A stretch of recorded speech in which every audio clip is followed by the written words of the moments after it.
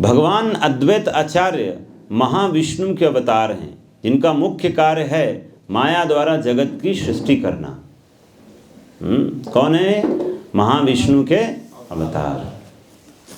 तो महाविष्णु ही जो हैं वो जो है दृष्टिपात करते हैं, तो सारे जीव जो हैं वो इस संसार में प्रकट हो जाते हैं। प्रकट उनको शरीर माया, फिर जगत माया जो है शरीर बाद में दिया जाता है माया के द्वारा, तो भगवान जीवों को डालते हैं।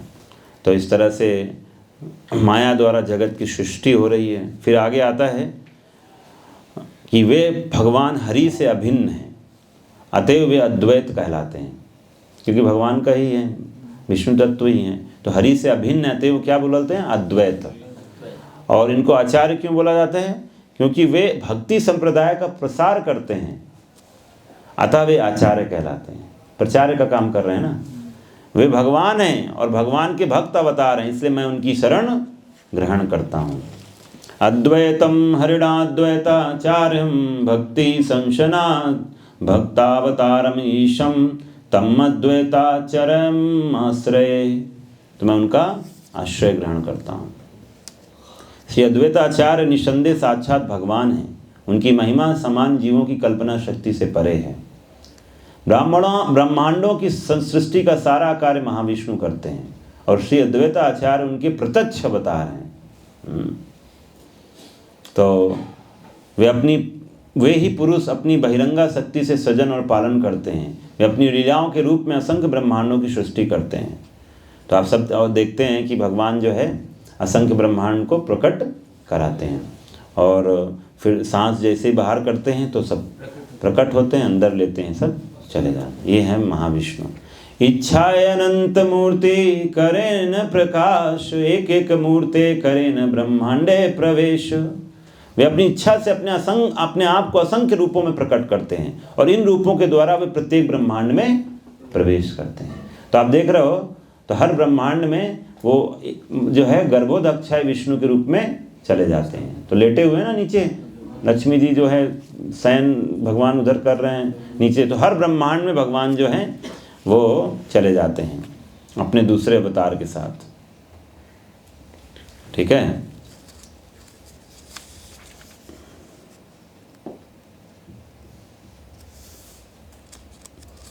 महाविष्णु अपने कोटि कोटि अंशों, शक्तियों तथा अवतारों से संपूर्ण जगत की सृष्टि करते हैं। तो इस तरह से महाविष्णु वो फिर आपको पता है गर्भोदक्षाय विष्णु बनते हैं। गर्भोदक्षाय विष्णु बन के फिर वो जो है क्षीरोदक्षाय विष्णु बनते हैं। हाँ, इस तरह से वो है पूरा सृष्टि को धारण करते हैं, सृष्टि को चलाने का कार्य करते हैं। और आगे आता है, पूर्वे यैछे कैलो सर्व विश्वेर सृजन अवतारी कैलो एबे भक्ति प्रवर्तन। जिस तरह पूर्व काल में उन्होंने ब्रह्मांडों की रचना की थी, उसी तरह अब वे भक्ति पथ का सूत्रपात करने के लिए अवतरित हुए हैं। अब भक्ति का प्रचार करने आए हैं।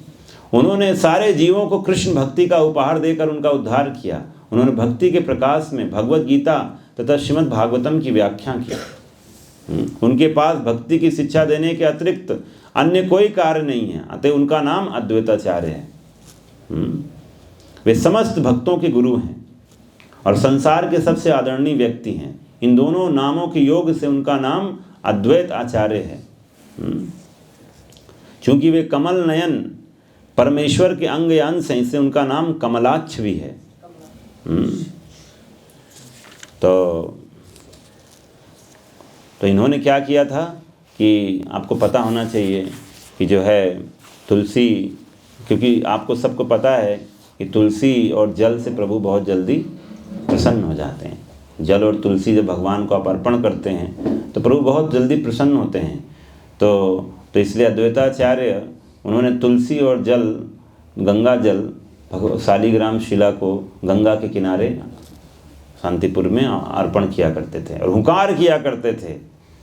हाँ, मतलब जोर जोर से ऊंचे स्वर से हुकार करके बुलाया करते थे कि प्रभु आ जाओ, इस कलयुग बहुत खतरनाक है, लोग इतने पतित हो गए हैं। सोचे 5 साल पहले, हाँ, इतना पतित थे। तो अब क्या हालत हो रही होगी। तो इतना बुला बुला के जब भगवान को इतना प्रार्थना किए, तो इसकी वजह से जो है महाप्रभु इस संसार में प्रकट हो गए। तो this is one of the external बहुत इम्पोर्टेंट रीज़न आने का इस संसार में। तो अद्वैताचार्य जो हैं श्री चैतन्य महाप्रभु के मुख्य अंग हैं, और दूसरे मुख्य अंग कौन हैं? नित्यानंद प्रभु। तो इस तरह से मुख्य अंगों में आते हैं। श्रीवास आदि जो हैं भक्तगण, उनके लघु अंग हैं, उनके हाथ, मुख, आंखें, चक्र अन्य अस्त्रों की तरह, क्योंकि सांगोपांगास्त्र सब आए हैं ना, अस्त्र वस्त्र लेकर, तो ये सब साथी और अस्त्र सब लेकर आए हैं। तो अब एक जो होता क्या था, ये आपको से जुड़ा हुआ लीला भी बता देता हूँ। ये माधवेंद्र पुरी रही हो शिष्य ही जाने, आचार्य गोसाई रे प्रभु गुरु करी माने। अब होता क्या था कि आपको पता होना चाहिए कि जो अद्वैताचार्य हैं, तो शांतिपुर में इनका प्राकट्य हुआ है, शांतिपुर धाम। शांतिपुर जो है नवदीप से लगभग आई थिंक थोड़ी दूर है, 1 घंटे का दूरी है मायापुर से। तो वो गंगा के किनारे है। लास्ट टाइम मैं गया था, फर्स्ट टाइम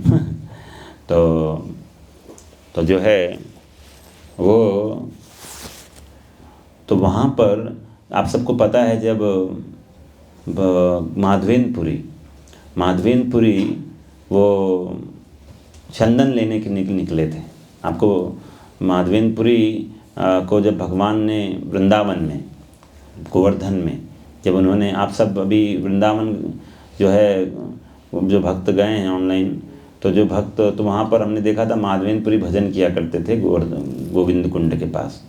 तो जब उन्होंने गोपाल को प्राकट्य कराया था, तो गोपाल ने उनको बोला कि तुम चंदन लेकर मलय प्रदेश से आओ, जगन्नाथपुरी से चंदन लेकर आओ। तो जब ये रास्ते से गुजरे थे, तो बंगाल होके गुजरे थे, तो ये शांतिपुर से होते हुए गए थे। तो माधवेंद्रपुरी से मुलाकात हुआ था किसका? अद्वैताचार्य। तो अद्वैताचार्य ने जो है माधवेंद्रपुरी से लिया था दीक्षा। माधवेंद्रपुरी हो गए कौन? गुरु। वैसे गुरु जैसे संदीपनी मुनि हो गए, वैसे मानो तो गुरु हो गए। और इनके 2 शिष्य, माधवेंद्रपुरी के 2 प्रमुख शिष्य थे। कौन कौन से? ईश्वरपुरी और अद्वैत प्रभु, यही 2 हैं। तो आप देखोगे हमारी गुरु परंपरा में ऐसे ही आता है, माधवेंद्रपुरी के बाद यही सब आते हैं, ईश्वरपुरी, अद्वैत प्रभु।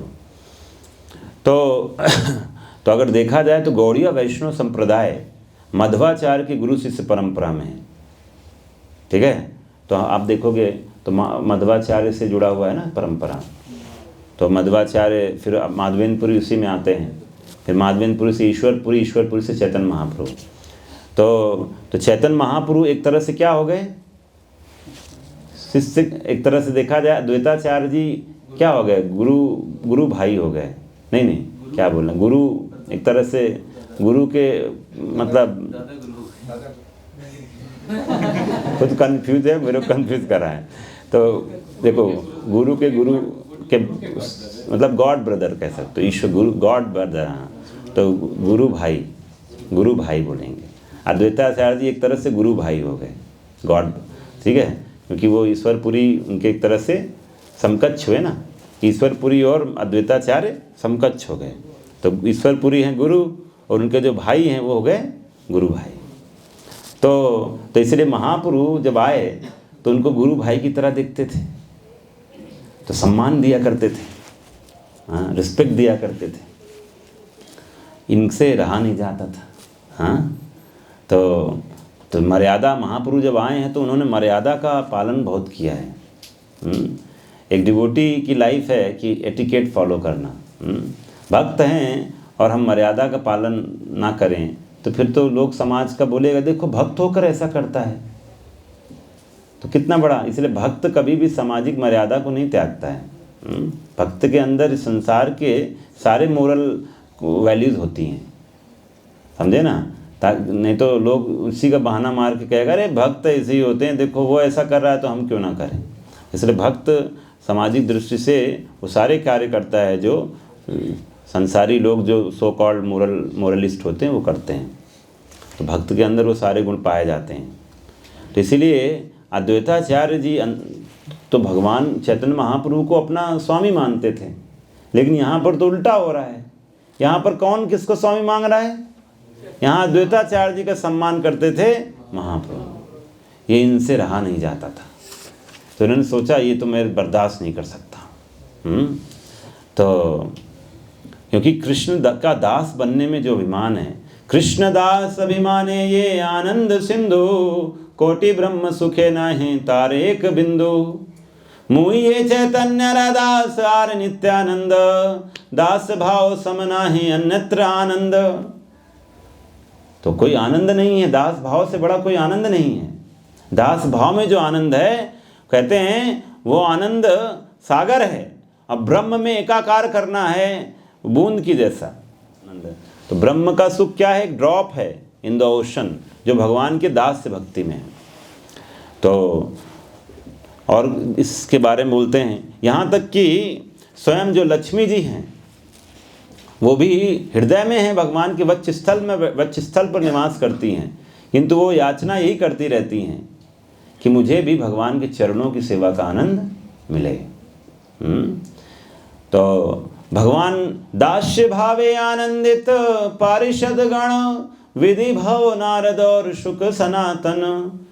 तो कृष्ण के सारे संगी यथा ब्रह्मा, शिव, नारद, शुक, सनातन कुमार दास्य भाव में अत्यधिक प्रसन्न होते हैं।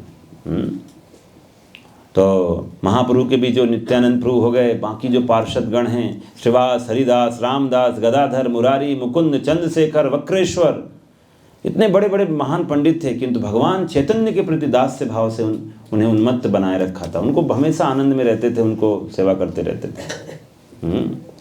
तो अद्वैताचार्य यही सोचते थे कि चैतन्य गोसाई मोरे करे गुरु ज्ञान, तथापि मोर है दास अभिमान। बताओ, ये मुझे अपना गुरु मानते हैं, पूरी दुनिया जो है इनका दास बनने के लिए लालायित रहती है, और ये मुझे अपना गुरु मानते हैं। कितना बड़ा मेरा जो है जीवन व्यर्थ हो गया। तो ये बहुत मेरे साथ अन्याय हो रहा है, तो क्या करूं मैं, क्या करूं सोचते रहते थे। कैसे मेरे को ये मेरे को अपना दास बना दें, ना कि मैं दास, मेरे को अपना, ये अपने को दास समझते, मेरा ये ना होना चाहिए।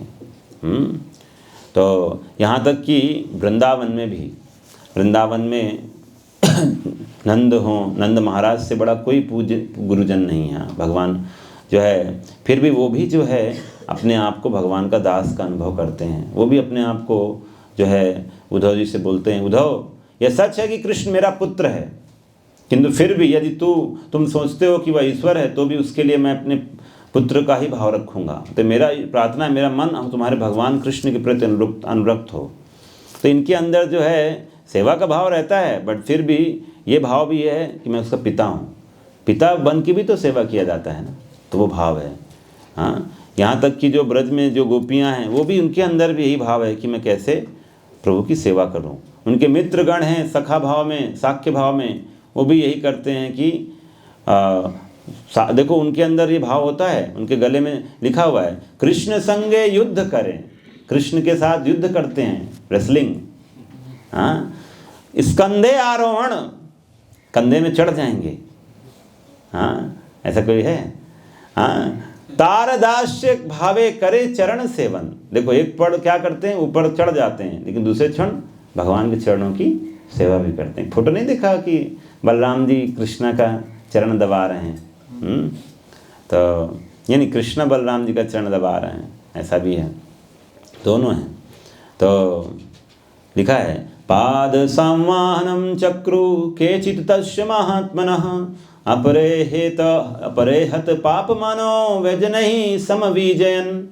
पूर्ण पुरुषोत्तम भगवान कृष्ण के कुछ मित्र उनके पांव दबाते हैं, और अन्य मित्र जिनके पाप कर्म फल नष्ट हो चुके थे, अपने हाथ में पंखा लेकर उन पर पंखा डुलाते हैं। तो ये तो हो गया साख्य। जितनी भगवान की गोपियाँ हैं वो भी यही भाव है, राधा रानी का भी सेम भाव है। और जो है जब उद्धव जी आए थे तो ये प्रकट हुआ था भाव कि किस तरह से जो है हमें वो मौका नहीं मिल रहा है सेवा का, जो मौका अभी द्वारकावासी मथुरा वासियों को मिल रहा है। तो इसलिए बहुत दुख की बात है। एक भक्त के पास सेवा नहीं होती है, इससे बड़ा दुख क्या है? तो इसमें बोलते हैं कि सब लोग वहाँ पर सेवा कर रहे हैं। इस संसार में उल्टा होता है। संसार में लोग सोचता है, यहाँ क्या सोचता है, मेरा सेवा वाले कितने लोग हैं, मेरे सेवा करने वाले क्यों नहीं आ रहे हैं।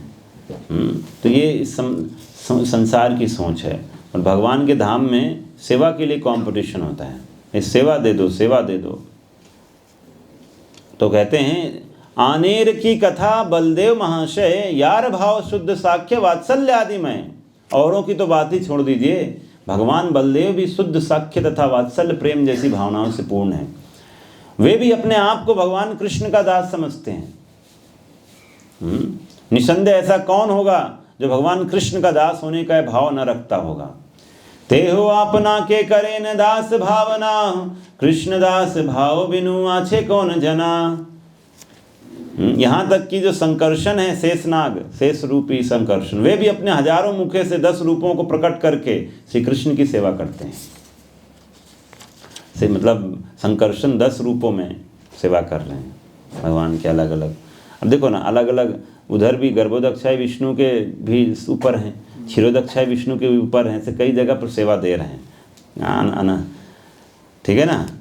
और सदाशिव के विस्तार रूप रुद्र जो असंख्य ब्रह्मांडों में प्रकट होते हैं, अनंत ब्रह्मांडों में देवताओं के अलंकार, वे गुणात्मक अवतार भी हैं। वे भी भगवान कृष्ण के दास ही बनने की कामना करते हैं। सदाशिव हमेशा यही चाहते हैं, कहते हैं मैं कृष्ण का दास हूँ।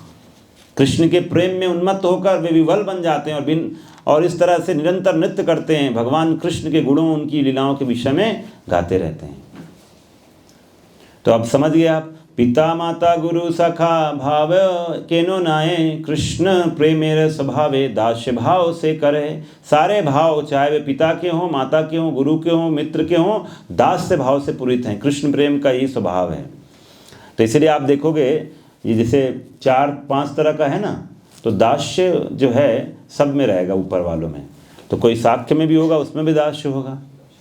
ठीक है, कोई वात्सल्य में भी है तो उसमें साख्य भी होगा और दास्य भी होगा। माधुर्य में जो है उसमें वात्सल्य भी होगा, साख्य भी होगा, दास्य होगा। तो दास्य सब में है। ठीक है, तो इसलिए बिना सेवा के भगवान से आप क्या रिश्ता बनाओगे, सेवा तो चाहिए ना। तो ये भाव सब के अंदर है। तो इसलिए महाप्रभु जब प्रकट हुए तो यही भाव उनके सारे पार्षदों के अंदर भी था। और इस तरह से जो है सब लोग यही बोलते थे। आप मेरे साथ बोलेंगे, मैं चैतन्य बोलिए, मैं चैतन्य महाप्रभु का दास हूँ। मैं चैतन्य महाप्रभु का दास हूँ। मैं चैतन्य महाप्रभु का दास हूँ और उनके दासों का दास हूँ। एता बलि नाचे गाए हुकार गंभीरा, छड़े के वसीला आचार्य हयो सुस्थिरा। तो ये सोच बोलकर चैतन्य वो अद्वैताचार्य, यही अद्वैताचार्य ने बोला है, जो मैं बोला है, बोले मैं उनका दास हूँ, दासों का दास हूँ, और ये मुझे अपना मालिक समझ रहे हैं। ऐसा कैसे, ये नहीं चलेगा। तो उन्होंने एक प्लान किया। तो अब मैं आपको ये इधर से विराम करता हूँ, अब आपको दूसरे सेगमेंट में लेके जाता हूँ। तो अब उन्होंने प्लान किया कि मुझे ना, अब मैं कुछ भी हो, चैतन्य महाप्रभु को अपना जो है मालिक, वो खुद बोलेंगे कि ये अद्वैता मेरा सेवक है, बुलवा के रहूँगा। हाँ, कैसे किया जाए वो प्लान करने लग गए। तो उन्होंने बोला, महाप्रभु आए थे संसार में इसी वजह से कि भक्ति योग का प्रचार हो। तो उन्होंने प्लान किया, अब मैं भक्ति योग के विपरीत ज्ञान योग का प्रचार करूँगा।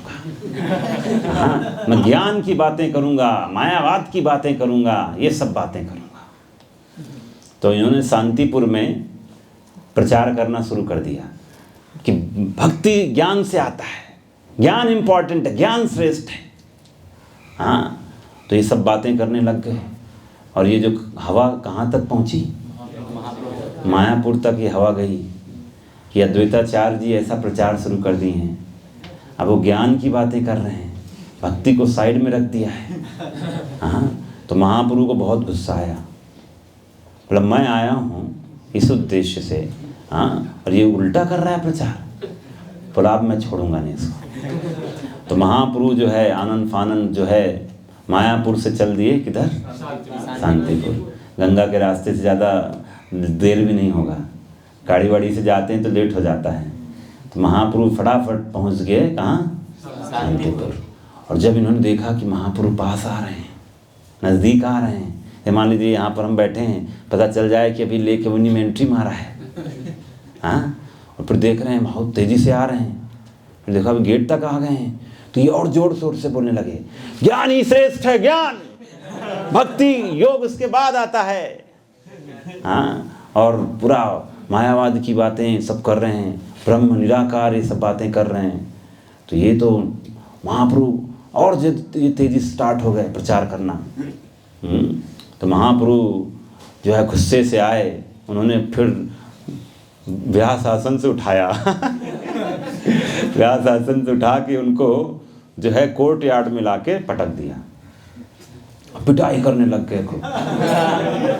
हाँ, और जब पिटाई करने लग गए तो जो है जो उनकी जो पत्नी हैं उनको ही पता है, सीता ठाकुरानी जो है, सीता ठाकुरानी उनका पत्नी का नाम है, तो जो है उनको पता है फिर भी कि ये प्रभु हैं, फिर भी लेकिन बोलती है अरे मत मारिए, नहीं मर जाएगा। तो उन्होंने जो है बचाव किया कि अरे बोला मैं क्षीर सागर में सहन कर रहा था और तुम हुकार कर करके आ जाओ प्रभु आ जाओ, मुझे बुला लिया और तुम यहाँ आकर क्या कर रहा है, हाँ, ये प्रचार कर रहा है, उल्टा प्रचार। हाँ, तो इसलिए मैं जो है तुमको छोड़ूंगा नहीं। तो ये इस तरह से महाप्रभु ने उनको खूब दंडित किया। तो दंड मिलना मतलब क्या, आप किसको दंडित करते हो, मतलब रास्ते में चलते हुए किसी को पकड़ के पिटाई करना शुरू कर दोगे, करोगे ऐसा? हाँ, आप पिटाई किसकी करते हो, जिसके साथ जुड़े हुए हो, जिसको अपना समझते हो ना। ऐसे थोड़ी किसी को शुरू हो जाओगे मारना। आप क्रोध किसी अनजान व्यक्ति पर नहीं दिखाते हो, क्रोध दिखाया जाता है जो जान पहचान वाला, उस पर क्रोध दिखाया जाता है। तो इस तरह से जब महाप्रभु ने उनका पिटाई किया, जगन्नाथ बलदेव सुभद्रा महारानी की, तो जब महाप्रभु ने उनका पिटाई किया तो ये जग जाहिर हो गया कि मालिक कौन, चैतन्य महाप्रभु मालिक है, दास कौन, अद्वैताचार्य। तो अद्वैताचार्य जी पिटाई के बाद आनंदित होकर नृत्य करने लग गए, हरि बोल। तो वो नृत्य कर रहे हैं भाई कि मेरी पिटाई हो गई, मतलब कंफर्म हो गया टिकट। अभी तक वेटिंग में पता नहीं अनिश्चित काल था, ये प्रभु कब मेरे को अपना दास मानेंगे। अभी टिकट कंफर्म हो गया है कि मैं अब क्या हूँ, दास हूँ। चैतन्य रे दास, चैतन्य रे मुहि दास, दासेर अनुदास, मैं चैतन्य का दास हूँ। तो ये भाव सबको प्रकट हो गया। तो आज उनके खुशी का ठिकाना नहीं रहा कि आज मुझे आपने अपना दास मान लिया, मेरा जीवन सार्थक हो गया।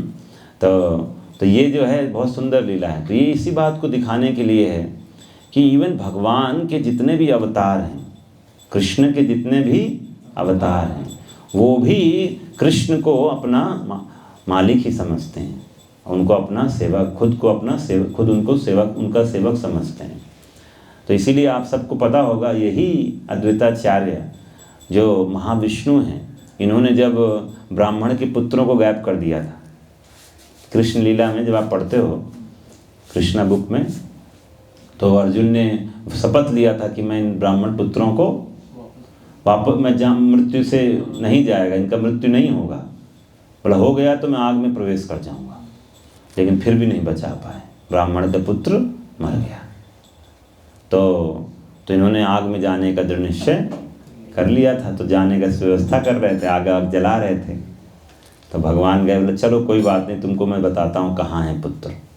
तो भगवान अर्जुन को लेकर 7 ब्रह्मांड की लेयर्स हैं, 7 ब्रह्मांड की लेयर दिख रही हैं, उन लेयर को पार करते हुए पहुँचे कहाँ? महाविष्णु के पास कारण सागर में। अब वहाँ पर जो है ये छिपा के रखे थे ब्राह्मण पुत्रों को। क्यों? क्योंकि ये चाहते थे कि भगवान मेरे ब्रह्मांड में आए हैं तो दर्शन तो बनता है, एक दर्शन तो बनता है। तो इसीलिए उन्होंने व्यवस्था किया था कि भगवान स्वयं आके दर्शन देंगे। तो इसलिए जाके जब उन्होंने देखा कृष्ण का दर्शन हुआ, पुत्र वापस कर दिए, लेके जाइए इनको, मेरा काम मिशन सक्सेसफुल रहा। ऐसे ही जो है जब जो नंद बाबा द्वादशी के दिन जब गए थे पारण करने के लिए, स्नान करने थोड़ा पहले चले गए थे, तो वरुण जी लेकर चले गए, वरुण के सैनिक लेकर चले गए। वरुण के सैनिक जो होते हैं बहुत बड़ी सेना है, विशाल सेना होती है, तो लेकर चले गए। तो वरुण जी को पता चला ये तो नंद बाबा हैं, हमारे प्रभु के भी पिताजी हैं ये। तो उनको पूरा आसन वासन दिया, बैठाला, सेवा सत्कार किया। हाँ, तो उनको भी ये मौका मिल गया कि अभी इनके बेटे आएंगे ही लेने के लिए, तो उनको भी मौका मिल गया कि प्रभु में अपने जो मालिक हैं वो आएंगे अपना कार्यभार देखने कि मैं कैसा देख सेवा कर रहा हूँ। तो वरुण लोक में वरुण देव को भी भगवान कृष्ण और बलराम दर्शन देने गए। वहाँ पर फिर अपने पिता को लेकर आए, तो वही नंद बाबा देख रहे थे कि अरे ये तो मेरा बेटे जब पहुँचा वो आके सबको बता रहे थे, जब कृष्ण और बलराम गए ये तो सबके सब पूरा फ्लैट होके प्रणाम कर रहे हैं, पूरा बढ़िया बढ़िया व्यवस्था, आरती कर रहे हैं। हाँ, हम लोग क्या आरती करेंगे उनके सामने? देवलोक की आरती अलग ही होती है। जैसे गोविंद कुंड में जब इंद्र देवता आए थे ना आरती करने, गोविंद कुंड में इंद्र आरती किए थे, तभी वो कुंड बना था गोविंद कुंड। तो जब इंद्र जी अभिषेक करने आए थे भगवान का आरती उतारे तो बड़ा हेवनली ऊपर से लेकर आए थे ना, नकली अगरबत्ती थोड़ी इस्तेमाल करेंगे यहाँ का। हाँ, तो वहाँ सब पूरा हेवनली लोग प्लैनेट से लेकर आए थे।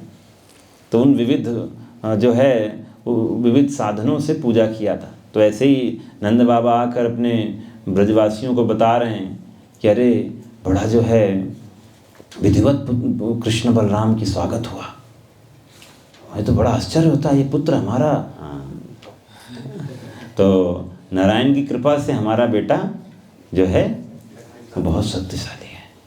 तो नारायण के बहुत आशीर्वाद है हमारे पुत्र पर। उनको ये नहीं पता है कि मेरा बेटा ही नारायण का स्रोत है, नारायण उन्हीं से आए हैं। तो इस तरह से अद्वैताचार्य, एक बार ऐसे ही क्या हुआ कि अद्वैताचार्य वो जो है उनका वर्णन आता है कि जब भगवान चैतन्य महाप्रभु संन्यास ले लिए, ठीक है, तो कटवा करके जगह है, तो महाप्रभु ने जब संन्यास ले लिया तो वहाँ पर जो है तो उनका इच्छा हुआ कि मैं वृंदावन जाता हूँ। कहाँ जाता हूँ? वृंदावन। तो वृंदावन के लिए महाप्रभु रवाना हो गए। और जो है लेकिन जब नित्यानंद प्रभु भी, सबको पता था कि महाप्रभु वृंदावन जाने की कोशिश कर रहे हैं सब, तो उन्होंने अपने कुछ भक्तों को, बच्चों को ट्रेन कर लिया, बच्चों को, कि कोई अगर तुमसे पूछे कि कहाँ है रास्ता वृंदावन का, कोई आएगा नित्य में होगा बिल्कुल, क्योंकि भगवान महाप्रभु तो पूरा भाव में थे, तो कोई आएगा ऐसा तो उसको डायरेक्शन दे देना ये वाला। बोलेगा कहाँ है रास्ता, बोले यही है। हाँ, तो गंगा के किनारे वाला रास्ता बोल देना यही रास्ता है, यमुना वाला। तो जो है तो महाप्रभु ने पूछा बच्चों से किधर से जाना है, बोले यही है। बोला यही रास्ता है, चलते जाइए, गंगा में पहुंच जाएंगे वृंदावन। तो महाप्रभु बड़े आनंदित होकर आ गई, यमुना आ गई, हरि बोल यमुना महारानी की जय। तो यमुना के गुणगान है, महाप्रभु तो पूरा जाके उसमें तुरंत स्नान करने लग गए। यमुना आ गई ना, वो थी गंगा, शांतिपुर की गंगा है वो। हाँ, और इधर नित्यानंद प्रभु ने क्या किया, नित्यानंद प्रभु ने जो है अद्वैताचार्य जी को पहले ही बता दिया था कि आने वाले हैं प्रभु इधर ही। तो तो जो है अद्वैताचार्य जी नाव लेके पहुंच गए। प्रभु डुबकी मार के निकले, देखा अद्वैताचार्य जी रिसीविंग कर रहे हैं। अरे ये कैसे? अरे अद्वैताचार्य, अद्वैत तुम भी यहाँ पर आए हो क्या? वृंदावन घूमने आए हो क्या? दर्शन करने? बोला प्रभु आप जहाँ हैं वही वृंदावन है। हाँ, तो ये वृंदावन है। क्या मतलब है तुम्हारा? महाप्रभु कह रहे क्या मतलब है? जो आम है वृंदावन है। बोला प्रभु ये वृंदावन ही है और आप जहाँ हैं, बोला लेकिन है वास्तव में शांतिपुर धाम। शांतिपुर मेरा घर है। तो महाप्रभु बहुत नाराज हुए, बोले क्या कैसे कि ये सब षड्यंत्र किसने किया है? बोले नित्यानंद प्रभु ने षड्यंत्र किया है। नित्यानंद प्रभु नहीं चाहते थे महाप्रभु अकेले ऐसे जाएं, चाहते थे।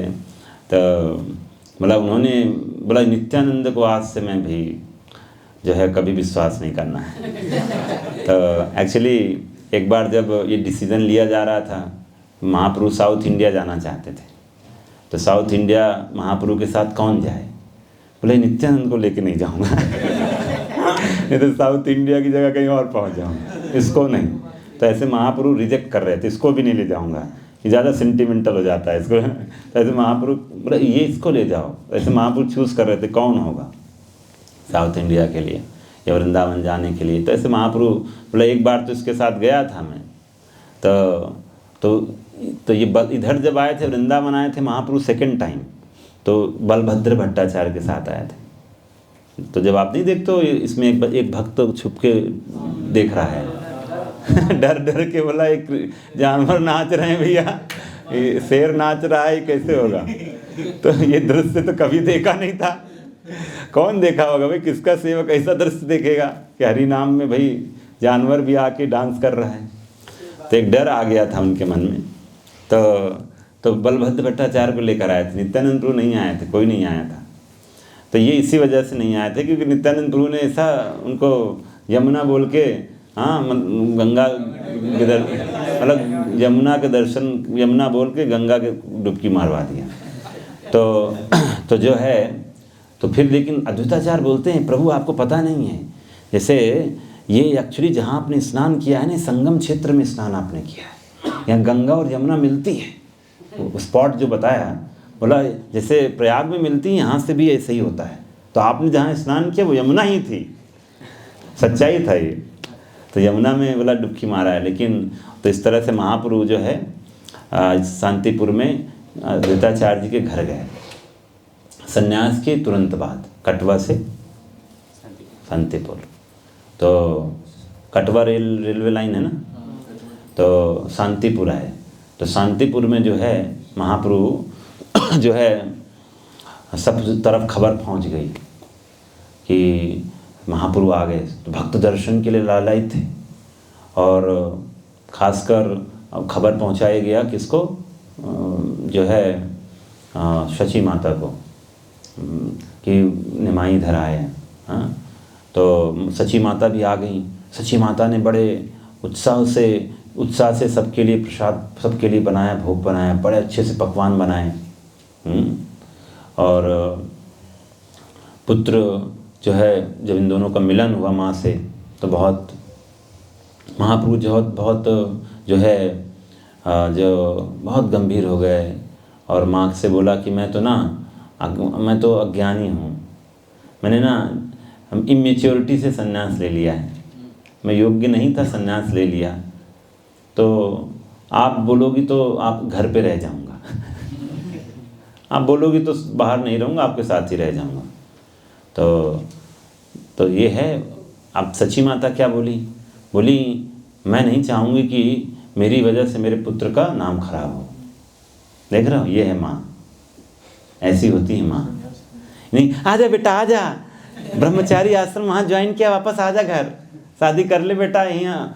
जैसे शुरू में जब मैं ज्वाइन किया तो घर वाले बोलते थे कि यहीं आ जाओ ना, गांव में हम अच्छा सा बनवा देंगे मंदिर, वहीं पूजा करना। मतलब वो सब चीज़ के लिए राजी हो जाता है घर वाला। हाँ, वो आपके घर में ही इस्कॉन खोल देगा, लेकिन बोलेगा बाहर मत रहो। हाँ, वो इस्कॉन मत रहो, घर में रहो। तो ये उनका रहता है फार्मूला, किसी तरह से ये देना। तो सची माता ऐसे नहीं थी।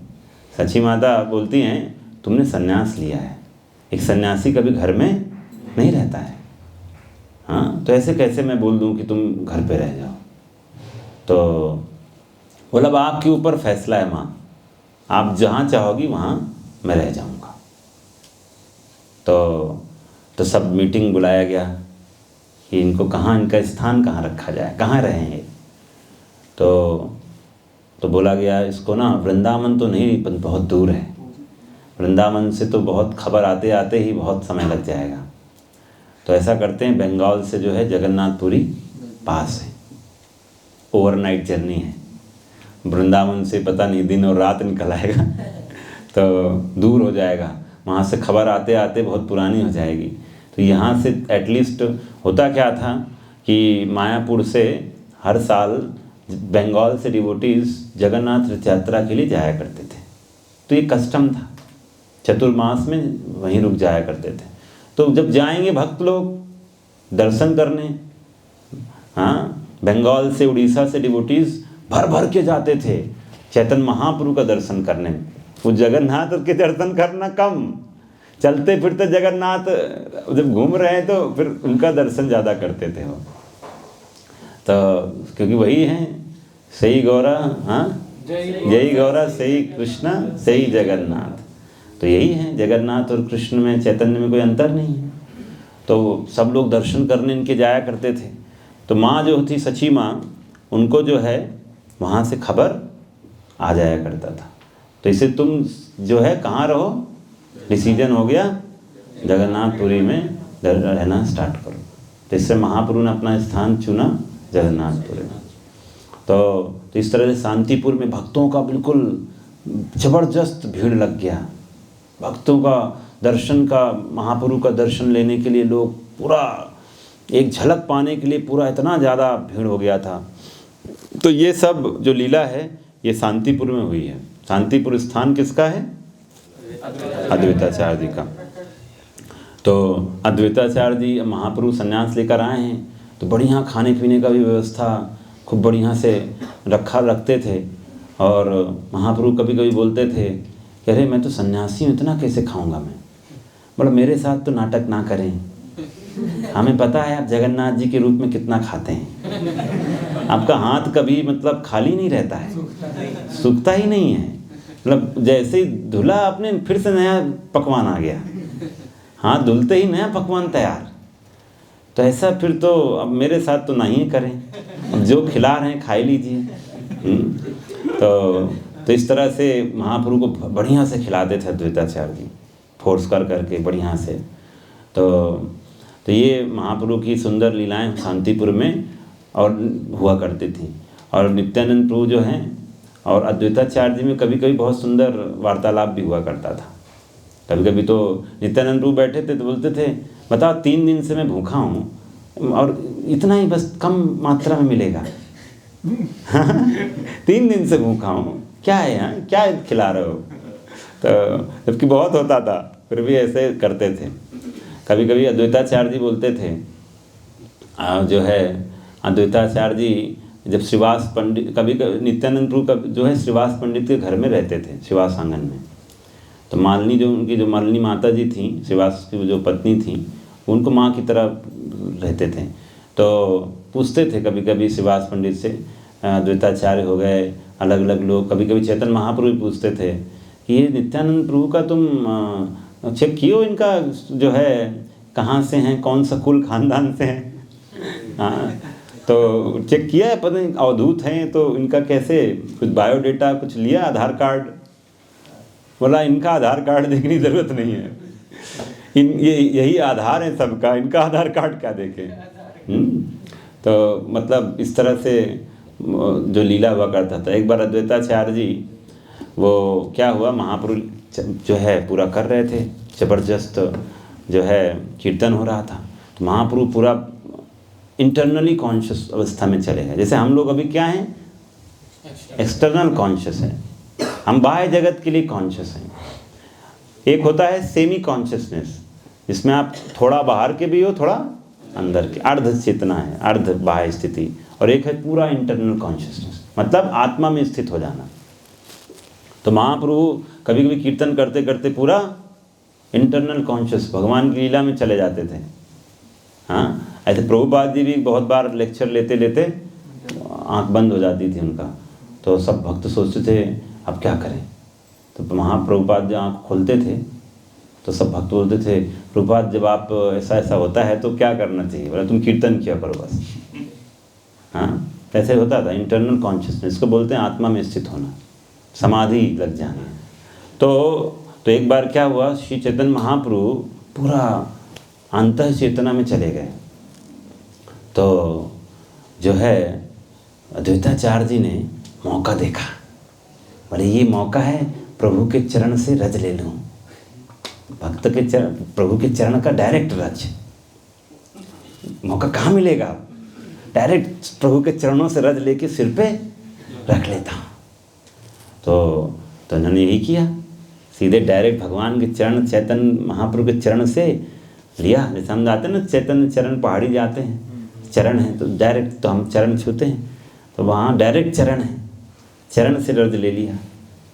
और फिर बड़ा आनंदित होकर नृत्य कर रहे हैं, महाप्रभु के चरण से मिल गया।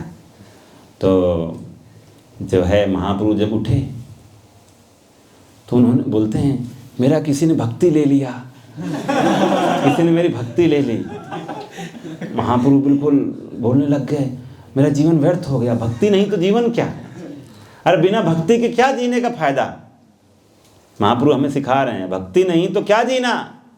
हाँ, तो ऐसे तो जाकर बोला अब तो मेरा जीवन व्यर्थ है। दौड़ते दौड़ते बोला मैं गंगा में प्राण त्याग दूंगा। तो महाप्रभु भागते भागते गंगा की तरफ दौड़े। उनको रोकने के लिए कौन दौड़ा? नित्यानंद प्रभु बोले कहाँ जा रहे हैं प्रभु? नहीं प्रभु, नहीं प्रभु। और देखते देखते आनंद फानन महाप्रभु जंप मार दिए गंगा में, नित्यानंद प्रभु भी मार दिए जंप गंगा में, और दोनों जंप मार दिए और तैर के निकल आए दूसरी तरफ। और ये जो है अद्वैता कोई देखे अरे क्या हो गया, अरे आ नहीं रहे, क्या बात है? अरे त्याग दिया, अपना शरीर त्याग दिया। अद्वैताचार्य जी तो पूरा हालत खराब हो गया कि अरे मेरी वजह से महाप्रभु ने अपना जीवन त्याग दिया। और महाप्रभु जो है वो छिपकर नंदनाचार्य जी का घर था, वहाँ के दोनों कृष्ण और चैतन्य महाप्रभु और नित्यानंद प्रभु दोनों वहाँ के आराम से बढ़िया व्यवस्था कर रहे हैं। और इधर पूरा शोर मचा हुआ है। महाप्रभु ने भेजा कुछ लोगों को जाके चेक करो कैसी स्थिति है।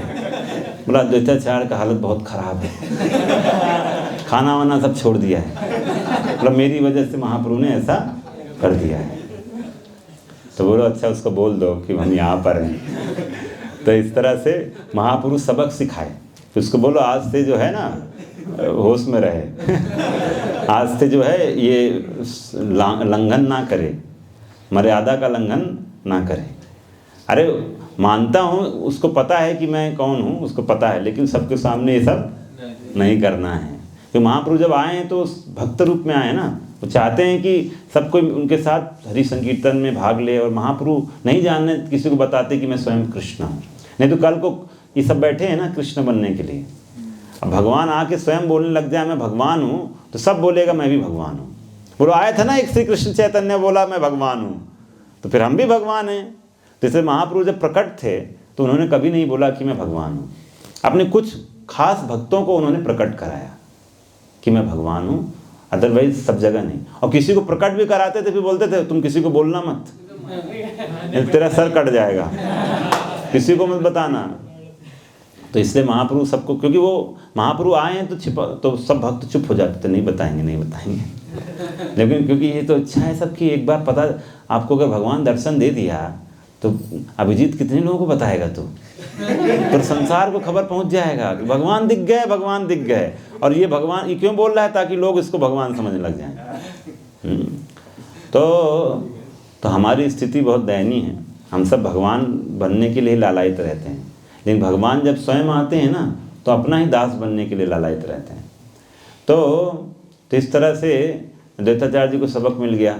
एक बार ऐसे ही एक बात है कि महाप्रभु महाप्रकाश लीला कर रहे थे। वो लीला है जो लगभग 21 घंटे ऐसे ही नॉन स्टॉप जो है श्रीवास आंगन में महाप्रभु ने लीला किया था।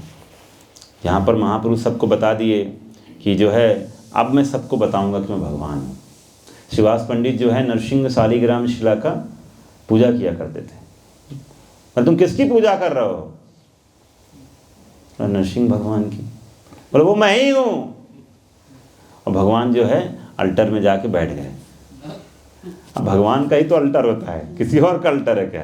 यहाँ जगन्नाथ जी को बैठा लें, अब मान लीजिए भगवान कृष्णा स्वयं आ जाएं तो वो अल्टर में नहीं बैठ सकते क्या? अरे उन्हीं का अल्टर है भाई। तो चैतन्य महाप्रभु जाके सीधे बैठ गए अल्टर में और बोले आज सबको बुलाओ और मेरे की अभिषेक करे, मेरा डायरेक्ट अभिषेक। तो पूरा श्रीवास पंडित जल्दी जल्दी फटाफट गंगा की जल की व्यवस्था किए और सब व्यवस्था, और सारे भक्तों को बोला सबको बुलाओ, आज सबको मैं कृष्ण प्रेम दूंगा, सबको आज जो मांगेगा दूंगा। तो सबको भक्त आने लग गए कि करके हरिदास ठाकुर, मुकुंद, हाँ श्रीधर, सब भक्त को बुलाते गए। श्रीवास पंडित भी आए, सबको भगवान दे रहे हैं कृष्ण प्रेम आज बढ़ रहा है, आ जाओ आ जाओ। जैसे प्रभुपाद ने इस्कॉन खोला है, आओ ले लो। हाँ प्रभुपाद जी इसीलिए खोले हैं, आ जाओ सब लेके जाओ लूटो।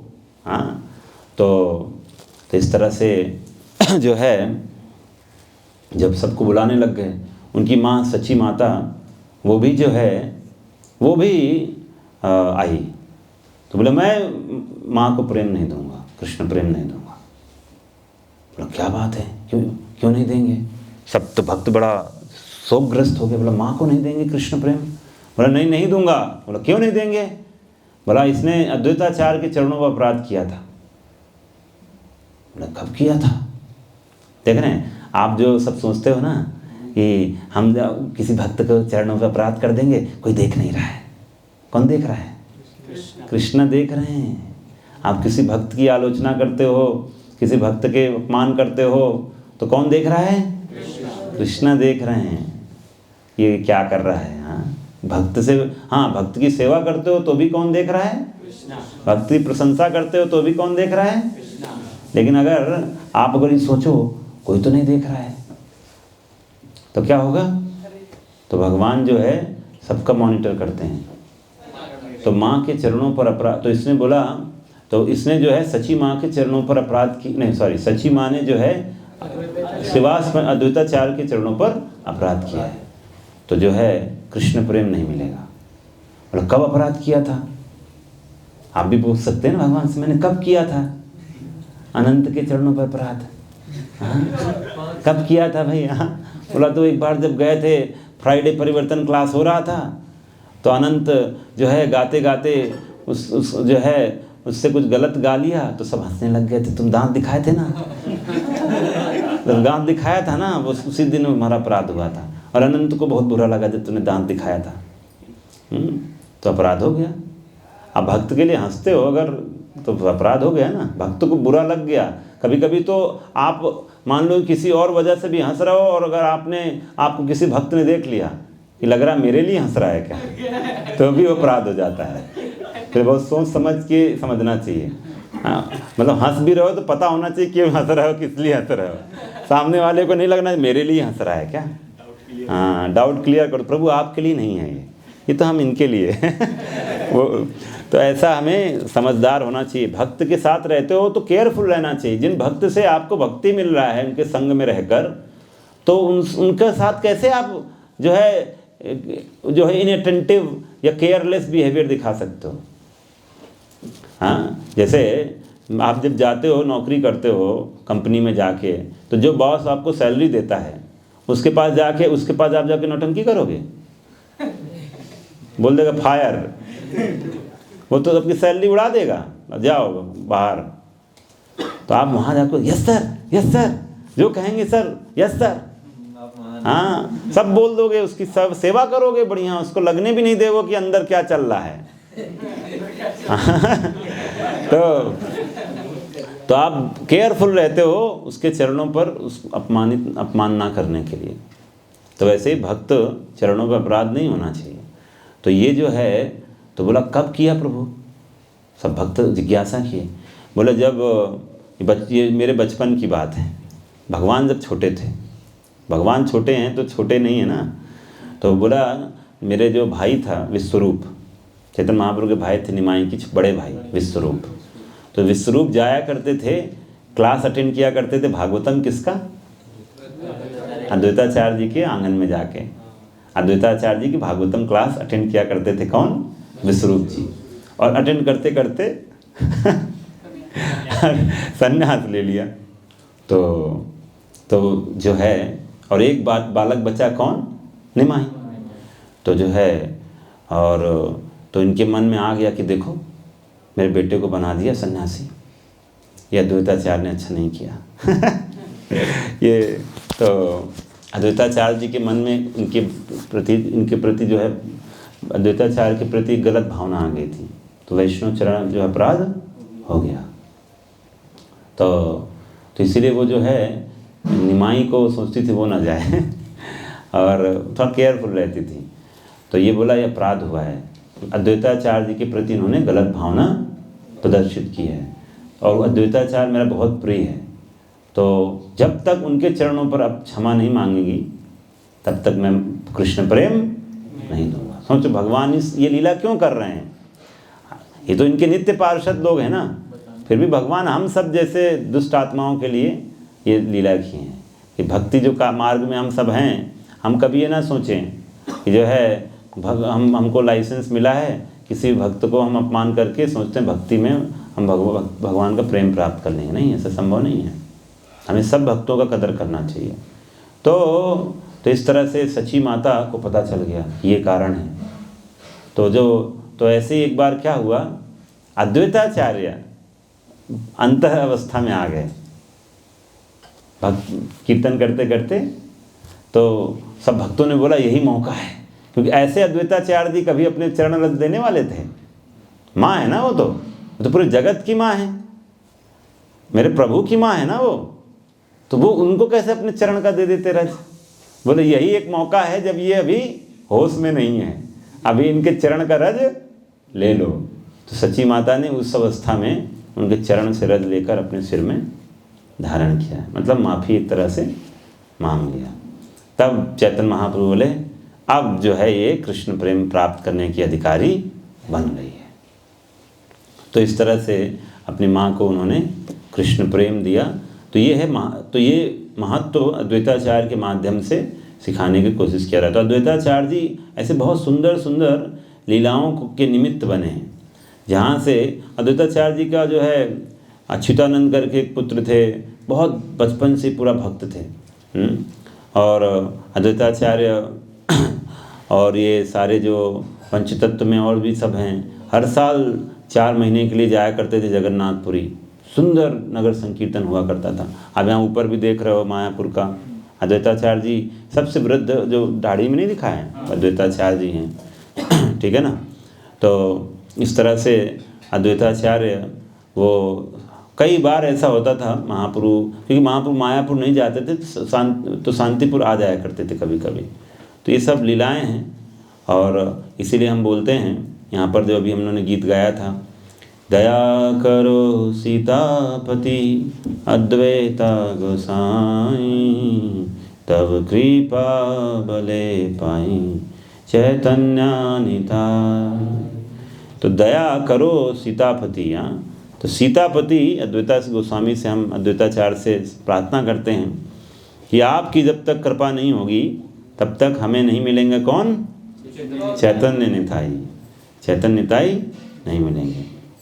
तो इसलिए आज का दिन खास है हम सब के लिए, क्या श्री चैतन्य महाप्रभु के जो सबसे खास अद्वैताचार्य जी का प्राकट्य दिवस है, जो हम सब के एक तरह से उद्धार के लिए स्वयं अपना जो है छोड़कर आ जाते हैं, और यहाँ संसार और हम सब के उद्धार के लिए स्वयं भक्ति करके हम सबको सिखा रहे हैं। अगर ये सब ना हुए होते तो हमें आज कैसे भक्ति को हम पालन कर पाते अच्छे से। तो अद्वैताचार्य जी शांतिपुर में, आपको पता होना चाहिए, महाप्रभु के आने से पहले अद्वैताचार्य और हरिदास ठाकुर, ये दोनों का बड़ा अच्छा भक्त संघ हुआ करता था।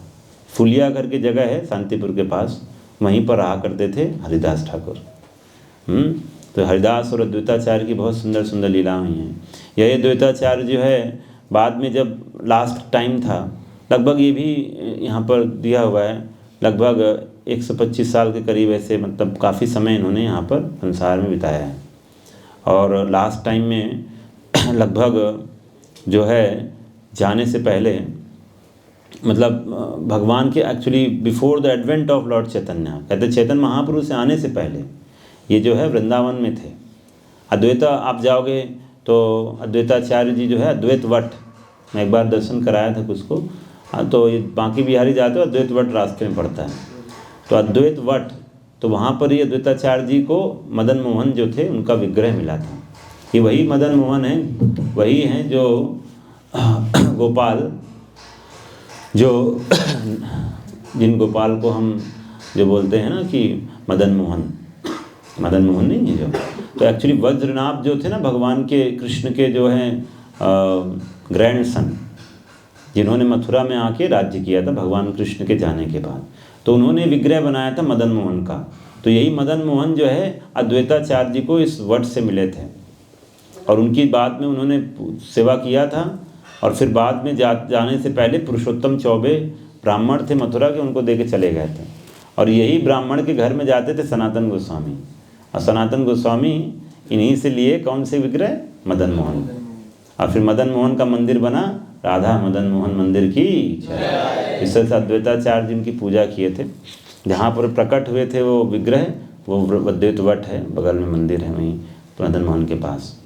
तो इस तरह से अद्वैताचार्य जो है हमारे परंपरा में बहुत महत्वपूर्ण स्थान है। और हम सब लोग अब जब भी रोज़ बोलेंगे जय श्री कृष्ण चैतन्य प्रभु नित्यानंद श्री अद्वैत गदाधर शिवाश्री गौर भक्त वृंद, जब भी हम बोलेंगे तो आप अद्वैत बोलेंगे, तो अद्वैत बोलने का मतलब है we have to mean what we are saying. Advaitacharya ji की नाम में वजन है, ऐसे नहीं है, ठीक है, बोल दिया बस फट से अद्वैता, ऐसे नहीं, ठीक है। तो आज आपने पंच तत्व की महिमा के बारे में सुना। पंच तत्व का क्या उद्देश्य है, हम सबको डुबाने के लिए आए हैं। हाँ, लोग नैया पार कराने, यहाँ तो डुबाने आए हैं। तो हम सबको डुबाने आए हैं कृष्ण प्रेम में, और उसका साक्षी हम सब बन चुके हैं।